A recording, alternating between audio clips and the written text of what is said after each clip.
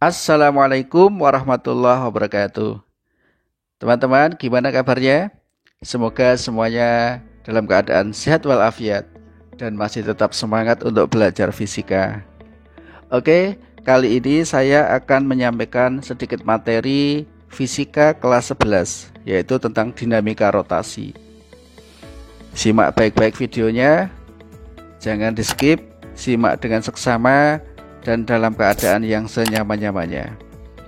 Baik, langsung saja kita mulai.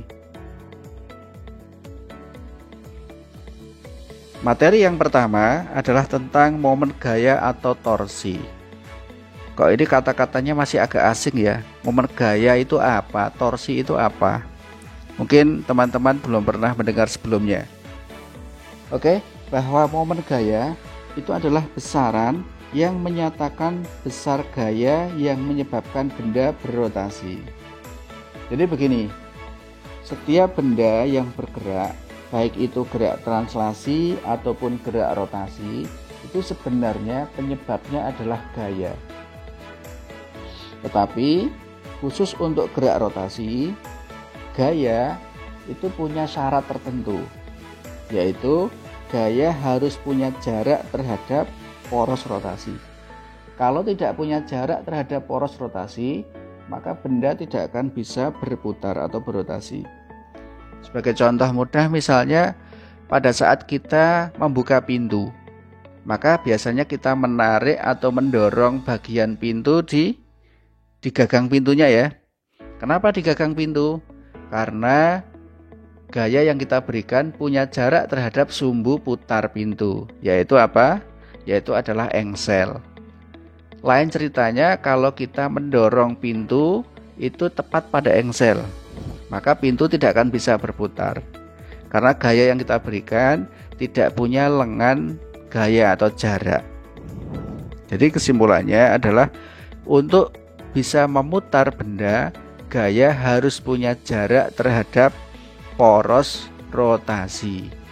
Jarak itulah yang dinamakan dengan lengan gaya. Nah, sebagai contoh mudah misalkan ini, ada sebuah benda, ini titik A ya, misalkan. Benda ini akan kita putar dengan poros di titik A.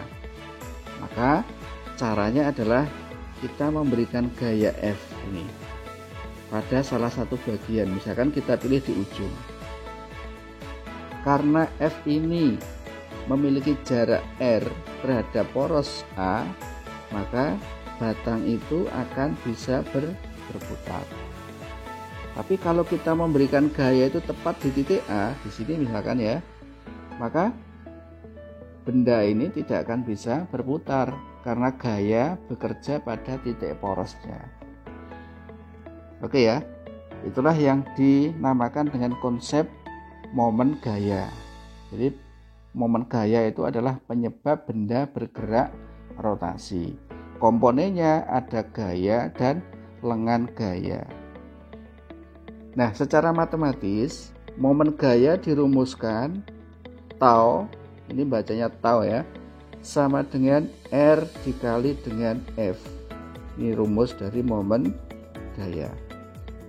Di mana tau itu adalah momen gaya, satuannya Newton meter. R adalah lengan gaya, satuannya meter, sedangkan F adalah gaya, satuannya Newton. Berikutnya, gaya itu harus tegak lurus terhadap lengan gaya. Harus tegak lurus. Harus membentuk sudut 90 derajat terhadap lengan gaya. Lalu bagaimana kalau gaya tidak membentuk sudut 90, misalkan sudutnya 30 atau 60 atau berapalah, maka kita menggunakan komponen gaya yang tegak lurus. Jadi misalkan begini, ini ada batang AB misalnya, batang AB. Pada titik B bekerja gaya F. Nah, gaya F membentuk sudut theta. Nah, tidak tegak lurus terhadap AB. Jarak AB adalah R sebagai lengan gaya. Maka untuk menghitung momen gaya, pada batang ini, F itu harus kita uraikan. Sehingga diperoleh apa? Komponen gaya yang tegak lurus terhadap R, yaitu F sin theta. Maka nanti momen gaya menjadi tau sama dengan R dikali F dikali sin theta. Nah, menjadi seperti ini. Atau boleh juga ditulis tau sama dengan F dikali R sin theta juga boleh. Nah, jadi intinya adalah kita menggunakan komponen gaya yang tegak lurus terhadap lengan gaya itu. Sampai sini sudah bingung ya? Ya, alhamdulillah kalau sudah bingung, karena bingung itu sesungguhnya adalah indikator dari proses berpikir. Jadi untuk bisa paham itu biasanya memang perlu atau melalui proses bingung dulu. Jadi tidak usah khawatir kalau bingung. Oke, kita lanjutkan. Kemudian adalah arah momen gaya. Karena momen gaya itu adalah besaran vektor, maka dia punya arah.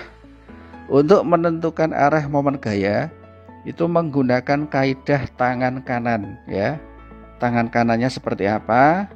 Nah, seperti gambar ini. Gambar tangan menggenggam, ya. Keempat jari ini menunjukkan arah rotasi benda, ya. Kemudian ibu jari itu menunjukkan arah dari momen gaya. Jadi ini mudah sekali. Keempat jari yang ditekuk itu menunjukkan arah putaran benda, sedangkan arah momen gaya itu ditunjukkan dengan arah ibu jari. Nah, contohnya di samping ini ya. Jadi kalau misalkan gaya seperti ini ya, maka gaya itu akan memutar berlawanan arah dengan putaran jarum jam.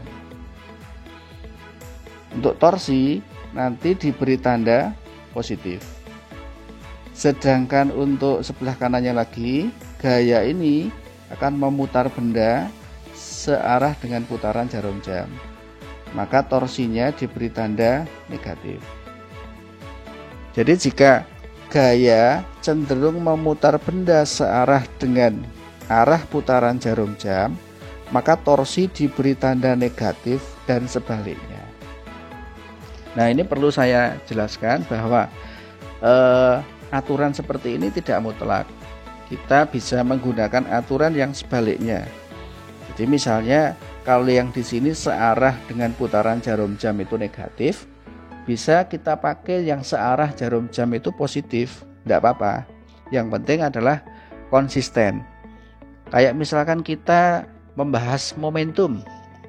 Kalau benda ke kanan positif, benda ke kiri momentumnya negatif, kan tidak harus seperti itu. Yang ke kanan boleh negatif, yang ke kiri boleh positif. Tidak harus yang ke kanan positif, yang ke kiri negatif. Ini juga sama. Yang searah putaran jarum jam boleh positif, boleh negatif. Tinggal dibalik aja gitu. Untuk memudahkan kalian mengingat, coba perhatikan gambar ini. Misalkan ini ada sebuah batang. Ini titik O, ya. Titik O itu sebagai porosnya. Di sini ada F1, F2, F3 dan F4. F1 arahnya ke atas. Kalau porosnya di titik O ini, maka F1 itu akan memutar batang searah dengan putaran jarum jam. Kita pakai tanda negatif. Sedangkan F2 arahnya ke bawah, ini akan memutar berlawanan arah dengan putaran jarum jam. Kita beri tanda positif. Sedangkan F3 memutar berlawanan arah dengan putaran jarum jam. Kita beri tanda positif. F4 memutar searah dengan putaran jarum jam. Kita beri tanda negatif. Seperti itu. Sekali lagi, tanda positif dan negatif boleh dibalik. Oke, untuk konsep momen gaya seperti itu, nah, semoga bisa dipahami. Untuk lebih memahami konsep momen gaya, saya akan memberikan beberapa contoh soal.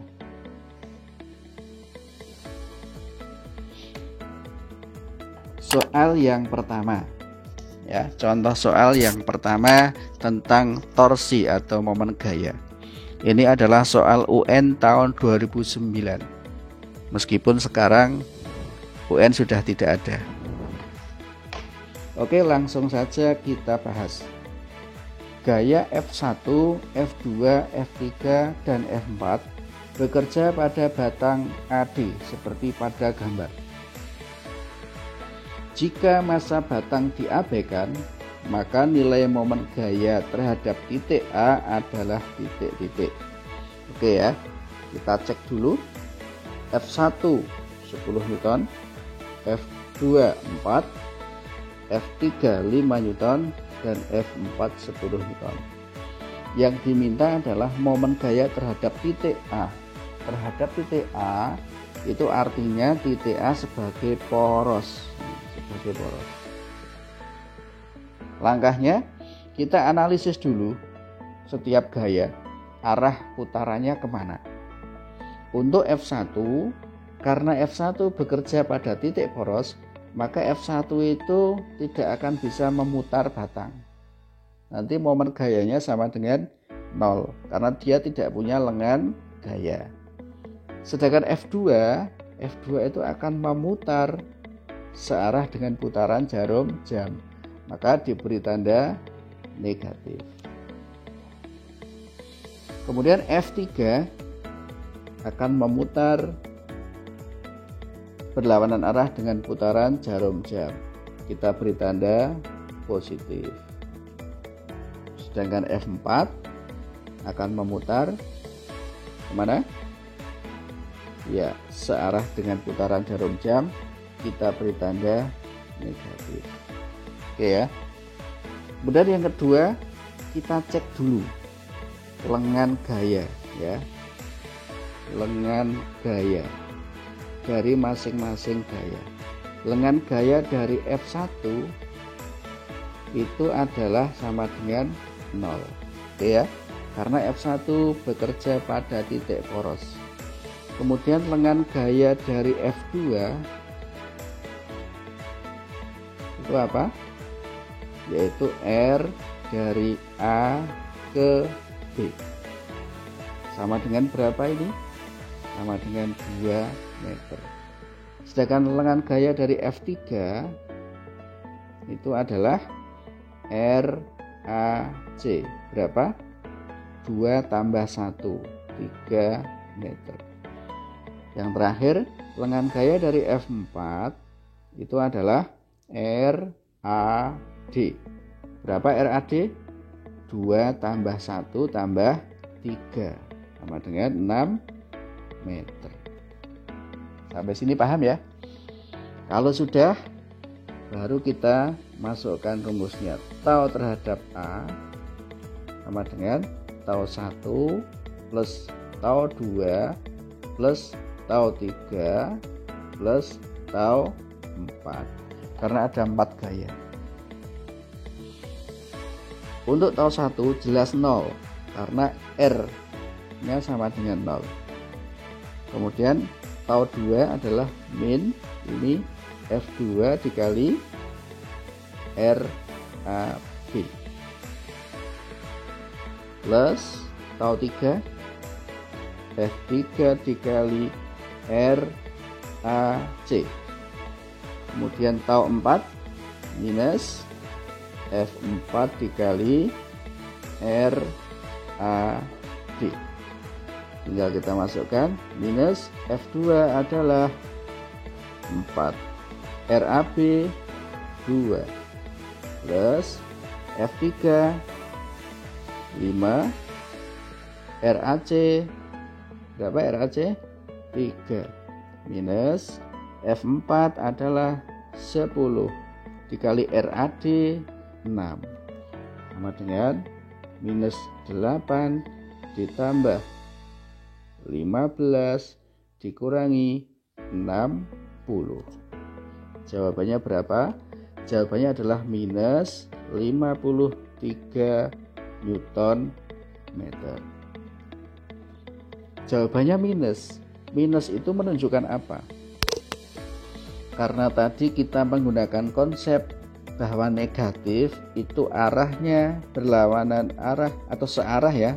Searah dengan putaran jarum jam, maka besarnya momen gaya adalah 53 Newton meter, sedangkan arah putaran batang adalah searah dengan putaran jarum jam. Jadi ini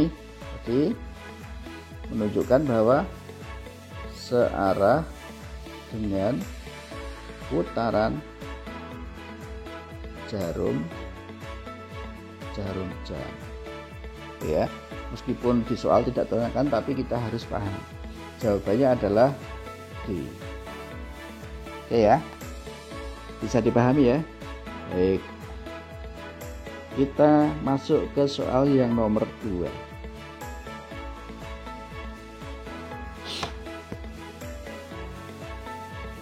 Langsung saja kita bahas. Batang abi panjangnya 100 cm, massa 3 kg, tidak diabaikan. Pada batang bekerja gaya seperti pada gambar. Besar momen gaya dan arah putaran batang jika titik P sebagai porosnya adalah titik. Oke, ini soal agak berbeda dengan soal yang pertama. Jadi kalau di sini massa batang tidak diabaikan, berarti pada batang itu ada gaya berat. Nah, di mana gaya berat? Gaya berat itu untuk batang yang homogen, maka berada di tengah-tengah. Ini ada gaya W. Kalau massanya 3 kilo, maka W-nya adalah 30 Newton. Kemudian yang kedua, panjangnya 100 meter, sedangkan W di tengah-tengah, maka jarak W terhadap P berapa? Ya, 25 cm. Gitu ya. Jadi dari B ke P 25, dari P ke W juga 25. Sedangkan dari W ke A adalah 50 cm. Sampai sini paham ya? Oke. Yang diminta adalah momen gaya dan arah putaran jika titik P sebagai poros. Kita analisis dulu gaya-gayanya. Untuk gaya 20 Newton dengan P sebagai poros, maka gaya ini memutar searah dengan putaran jarum jam, maka negatif. Kemudian gaya 25 Newton ya, ini tidak tegak lurus, maka harus kita uraikan. Kita uraikan dulu. Ini menjadi apa? F atau 25 sin 53 derajat. Sin 53 itu berapa? 25 dikali 4/5 sama dengan 20 Newton. Jadi nanti yang dipakai adalah yang bawah ini. Arah putarannya kemana? Nah, berlawanan arah dengan putaran jarum jam, maka positif. Kemudian gaya W memutar berlawanan arah juga, maka positif. Sedangkan gaya 10 Newton itu ya berlawanan dengan putaran jarum jam, positif juga. Oke, sampai sini paham ya? Baik, kalau paham, langsung saja kita masukkan rumusnya. Tau terhadap P, jadi untuk gaya yang 20, jadi minus 20 dikali jarak gaya 20 Newton ke titik P. 50 ditambah 25, berapa? 75. Tulis saja 75. Jadikan meter per 100.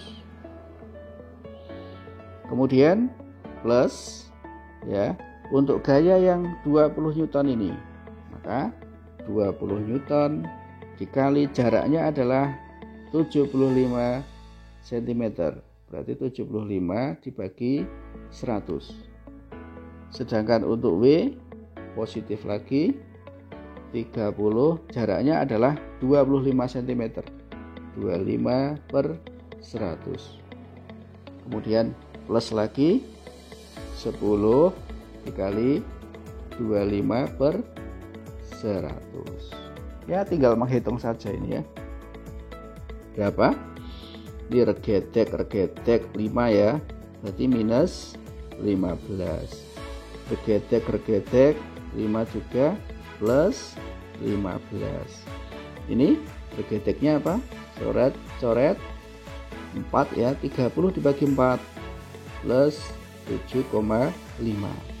Kalau yang ini regetek 4, 10 dibagi 4 plus 2,5. Min 15 tambah 15 0 ya. 7,5 ditambah 2,5. Jawabannya adalah positif 10 Newton meter. Oke ya. Jadi besarnya momen gaya adalah 10 Newton meter, tandanya positif. Nah, kita menggunakan konsep bahwa positif itu berlawanan arah dengan putaran jarum jam. Maka jawabannya adalah 10 Newton berlawanan arah dengan putaran jarum jam. Jawabannya adalah D. Oke ya. Baik, anak-anak sekalian, itu tadi materi tentang momen gaya dan ada 2 soal yang saya contohkan. Semoga bisa dipahami. Sementara saya akhiri, tunggu video-video pembelajaran selanjutnya. Saya akhiri. Assalamualaikum warahmatullahi wabarakatuh.